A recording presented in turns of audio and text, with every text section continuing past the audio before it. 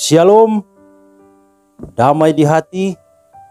Tentunya di saat ini kita tetap mengucap syukur kepada Tuhan Yesus, di mana dengan tuntunannya kepada kita sekalian, ini kita masih boleh ada sebagaimana kita ada di saat ini. Dan saya Yakin Jerry Yakobus melayani di Jemaat Pim Bukit Kasih Girian Permai. Saat ini kita akan belajar lagi kebenaran firman Tuhan. Dan sebelum kita merenungkan firman Tuhan di saat ini, kita akan membaca firman Tuhan tentunya di dalam kitab 1 Korintus pasalnya yang ketiga, ayatnya yang ke-10 hingga yang ke-23. Namun sebelum kita membaca firman Tuhan, mari kita berdoa.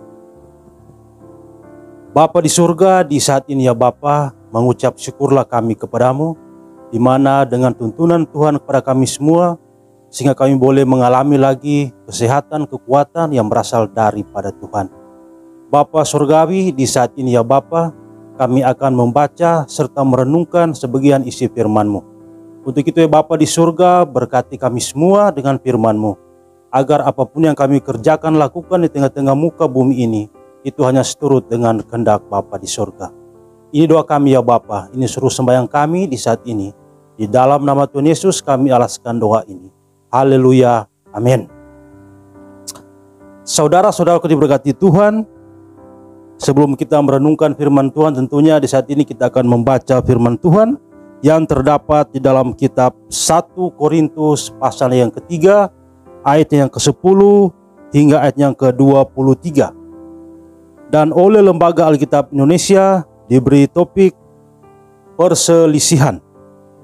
Begini bunyi firman Tuhan. Sesuai dengan kasih karunia Allah yang dianugerahkan kepadaku, aku sebagai seorang ahli bangunan yang cakap telah meletakkan dasar dan orang lain membangun terus di atasnya.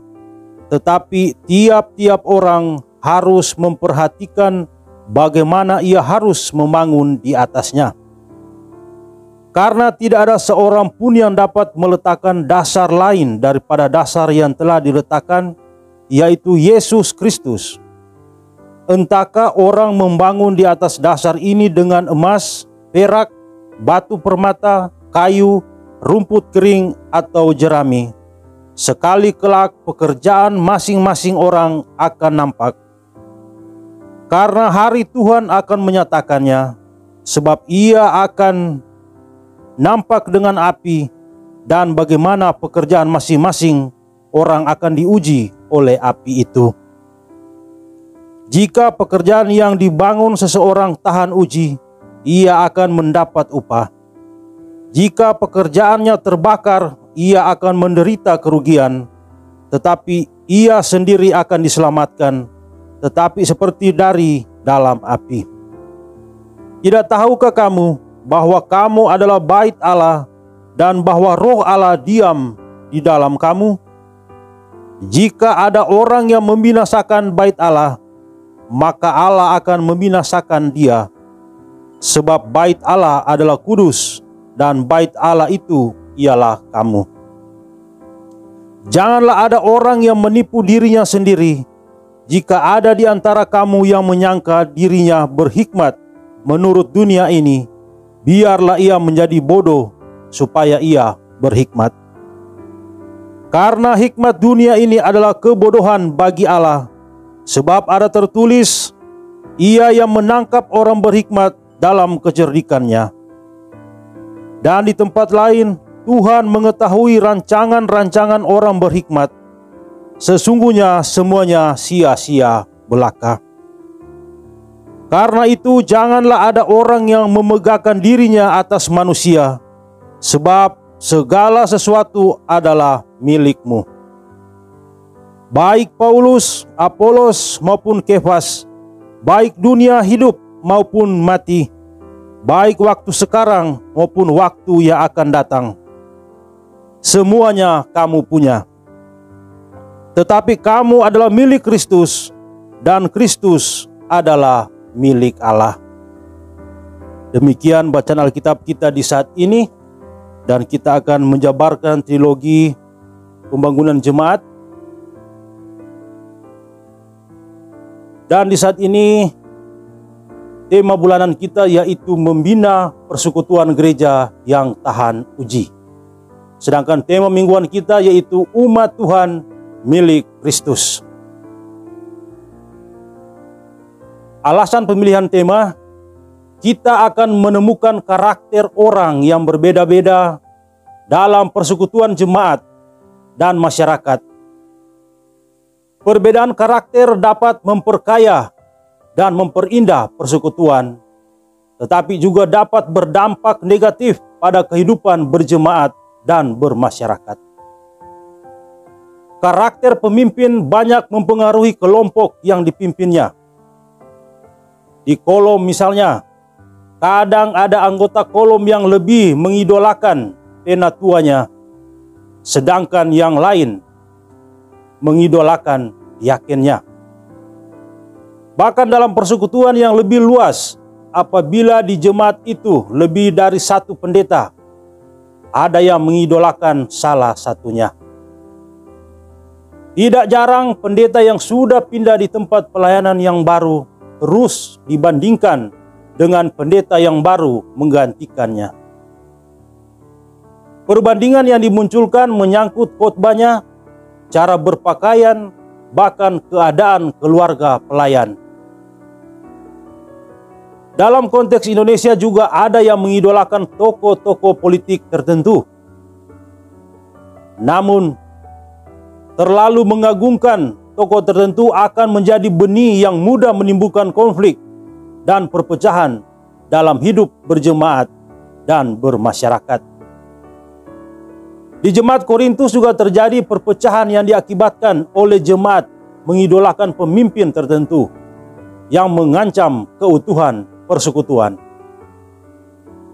Bagi Paulus, yang paling utama dalam kehidupan berjemaat adalah Yesus Kristus sebagai dasar. Oleh karena itu, perenungan minggu ini mengangkat tema umat Tuhan milik Kristus. Kita masuk dalam pembahasan tematis. Paulus pernah tinggal di Korintus selama 1 tahun 6 bulan, sebagaimana kesaksian Kisah Para Rasul 18 ayatnya yang ke-11. Surat ini ditulis untuk menjawab permasalahan yang timbul dalam kehidupan jemaat yang diketahuinya melalui keluarga Flo. Permasalahannya antara lain ada perpecahan, perselisihan, dan iri hati. Permasalahan ini terjadi karena anggota jemaat mengidolakan tokoh tertentu dalam jemaat. Tokoh itu tidak lain adalah mereka yang sama-sama melayani dan memberitakan Injil di Korintus. Ada yang menyebut dari golongan Paulus, golongan Apolos, golongan Kefas, atau juga yang menamakan diri dari golongan Kristus.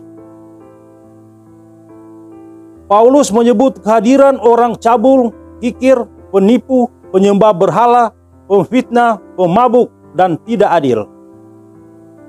Tujuan Paulus hendak menyelesaikan kemelut sekaligus memberikan pandangan teologi yang sangat kontekstual kepada jemaat di Korintus. Paulus menulis surat dari 1 Korintus tahun 54 Masehi ketika ada di Efesus. Paulus mengawali perikop 1 Korintus 3 ayat 10 hingga yang ke-23 dengan pengakuan bahwa oleh karena kasih karunia Tuhan Allah yang dianugerahkan kepadanya, maka ia dapat meletakkan dasar dalam pembangunan jemaat, yaitu Yesus Kristus. Persekutuan bagai sebuah bangunan, kekuatannya sangat ditentukan apa dasar yang telah diletakkan. Dasar persekutuan umat Allah ialah Yesus Kristus. Karena itu, entahkah orang akan membangun di atasnya dengan emas, perak, batu permata, kayu, rumput kering atau jerami, kelak pekerjaannya masing-masing akan nampak. Benda-benda ini sebagai ilustrasi yang menggambarkan sesuatu yang kuat, tahan lama, atau sebaliknya mudah musnah.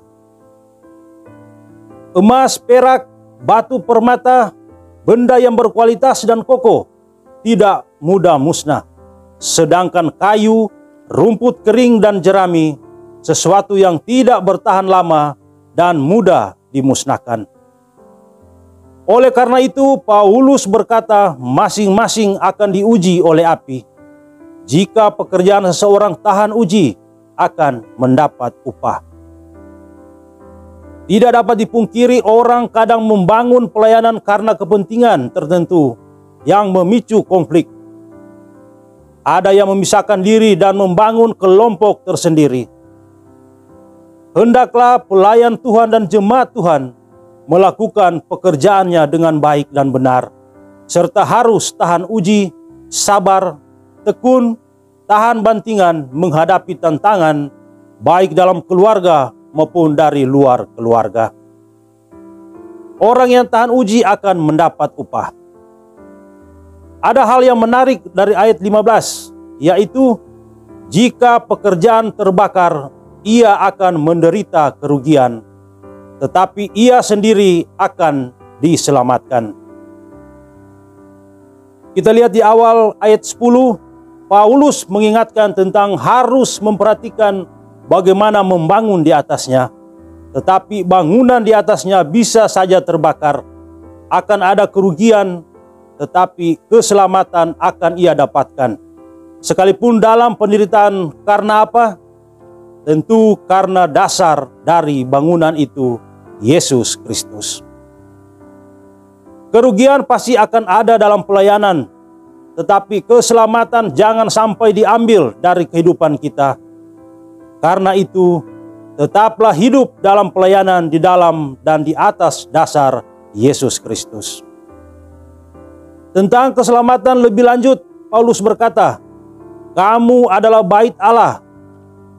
Bait Allah tidak hanya berbicara tentang persekutuan orang percaya, tetapi juga berbicara tentang diri tubuh manusia. Konsep ini adalah bagian dari jawaban Paulus tentang kepercayaan lama. Orang-orang Yunani yang mengajarkan Allah ada dan berdiam di dalam kuil-kuil tempat mereka beribadah. Umat Allah menjadi tempat kediaman Allah. Karena itu, bait Allah itu harus dipelihara. Bait Allah adalah kudus.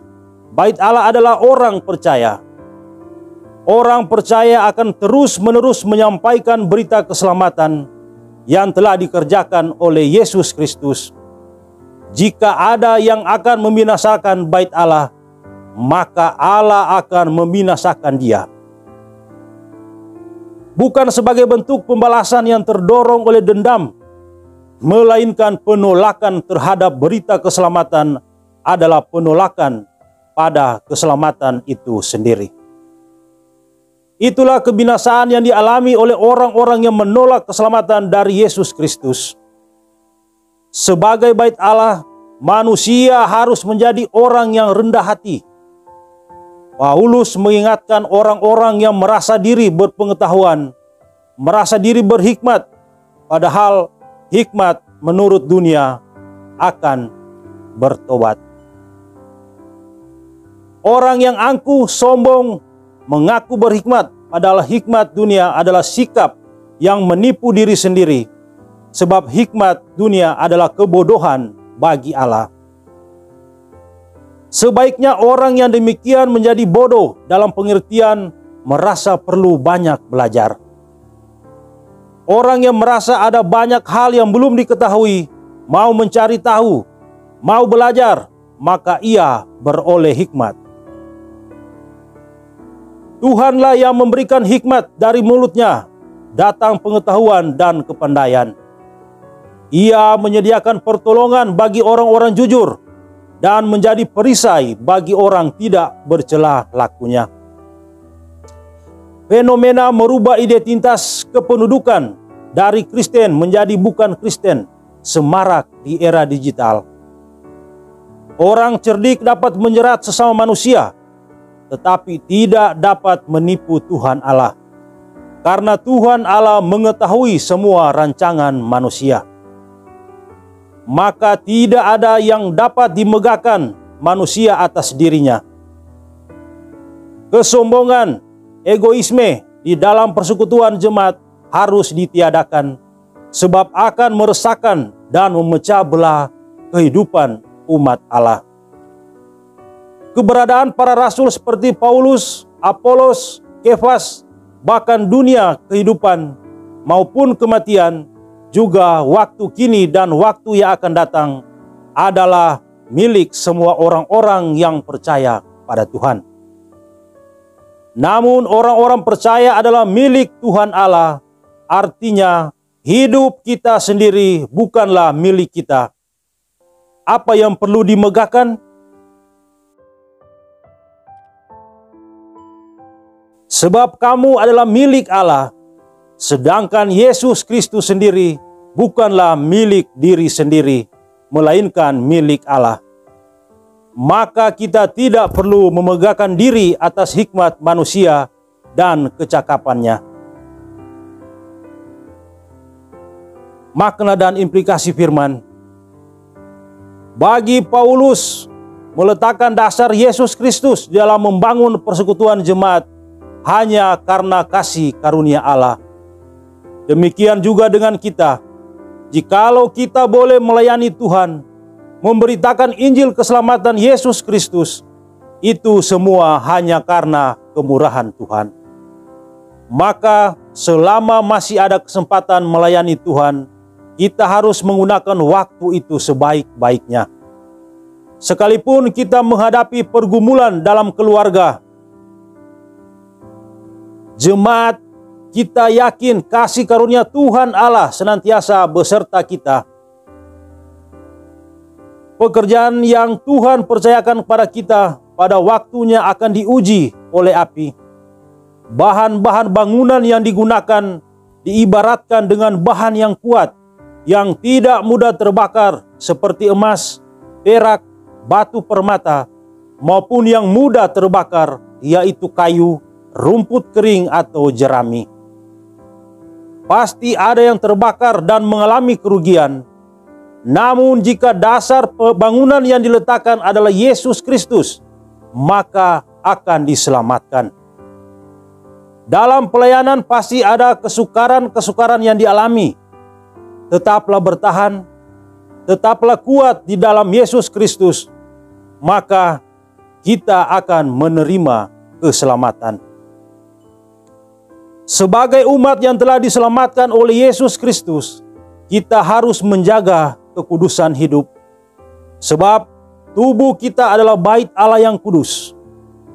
Kita harus hidup dalam kebenaran, ketaatan, saling membangun, bukan saling membinasakan. Sebagai milik Tuhan, orang percaya tidak boleh memegahkan dirinya atas sesama manusia. Kita harus hidup dalam kerendahan hati, tidak sombong, tidak menganggap diri berhikmat. Sedangkan Kristus adalah milik Allah, hidup kita pun adalah miliknya. Maka hiduplah dalam kasih dan selalu mengandalkan serta berharap padanya. Shalom, damai di hati. Demikian kita sudah mendengarkan firman Tuhan di saat ini.